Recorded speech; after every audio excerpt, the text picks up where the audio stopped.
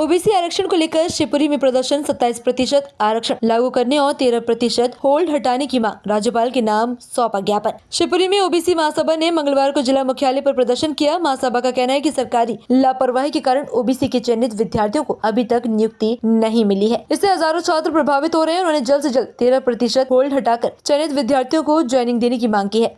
महासभा ने कई अन्य मांगे भी रखी हैं। इनमें जाति जनगणना करवाना, प्राइवेट सेक्टर में आरक्षण लागू करना और मंदिरों की जमीन पर स्कूल कॉलेज बनाना शामिल है। न्यायालय में कॉलेजियम प्रणाली को समाप्त करने की मांग उठाई गई है। परीक्षा के माध्यम से जजों की भर्ती करने की मांग की गई है। लाडली बहना योजना के कारण रुकी पिछड़ा वर्ग की छात्रवृत्ति को तत्काल बहाल करने की मांग भी की गई है। महासभा ने सरकार को चेतावनी दी है, यदि मांगे जल्द पूरी नहीं की गई तो उग्र आंदोलन किया जाएगा।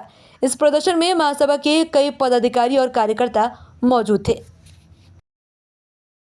13% होल्ड के लिए हटा दिया गया, सुप्रीम कोर्ट ने भी बोल दिया। इसके बाद भी मध्य प्रदेश की सरकार उस पर अमल नहीं कर रही और हमारे हजारों छात्र 13% होल्ड के शिकार हैं। सुनवाई हुई थी बरकतिन की हाईकोर्ट में, कल हाईकोर्ट में सुनवाई भी हुई थी। इन तमाम मांगों को लेकर हम आज यहाँ 20 सूत्रीय मांगों को लेकर जिला कार्यालय आए हुए थे और ओबीसी महासभा की इन मांगों के लिए हमने आदरणीय कलेक्टर महोदय जी के लिए ज्ञापन भी दिया है और पूरे भारत में मध्य प्रदेश के समस्त जिलों में आज ज्ञापन प्रदर्शन हुआ। जिस समय विधानसभा के चुनाव होते हैं उस समय ओबीसी समाज को 27% आरक्षण का लॉलीपॉप दिया जाता है हर बार, तो इस बारे में आप क्या कहोगे? देखिए, अभी तक हमारा जो ओबीसी वर्ग है, सबसे बड़ा मैं कहने में बड़ा दुर्भाग्य है कि हमारे वर्ग के जो नेता हैं, हमारे वर्ग के नेता ही हमारे लोगों को गुलाम बनाने का काम कर रहे हैं। चुनावी समय में हमारे लोग या तो जाति दिखाकर या वर्ग दिखाकर हमारे लोगों को गुमराह कर लेते हैं और उन्हें पता है तो उसी मांग को वो आगे कर देते हैं। जैसे 27% आरक्षण का वादा कर देते हैं, तो हमारा वर्ग अभी तक भोला भाला समझ लो या कोई भी कारण समझ लो, हमारे वर्ग के लोग उस मांग के उसमें चले जाते हैं।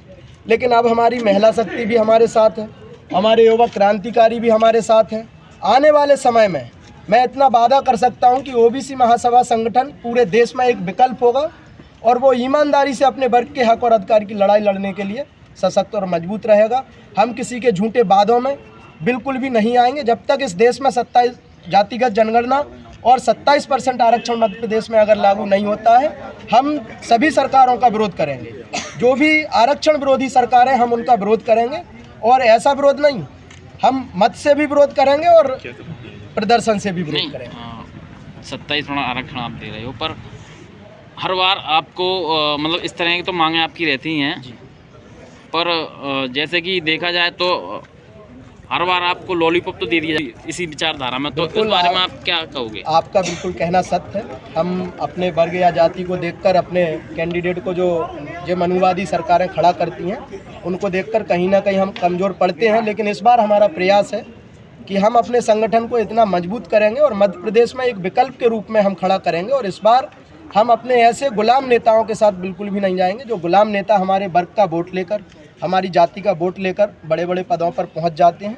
हम इस बार बिल्कुल भी मध्य प्रदेश में तीसरा विकल्प खड़ा करेंगे। आपके ओबीसी समाज के नेता विधायक मंत्री भी बन जाते हैं और अब आपको एक आंदोलन करना पड़ता है, अपनी मांगे मानना पड़ती हैं, बार बार आपको चिल्लाना पड़ता है, तो इस बारे में आप क्या कहोगे? बिल्कुल, मैं देखिए, आपके नेता आपके साथ नहीं है समय, जबकि आपके नेताओं का अभी आपके साथ में होना चाहिए।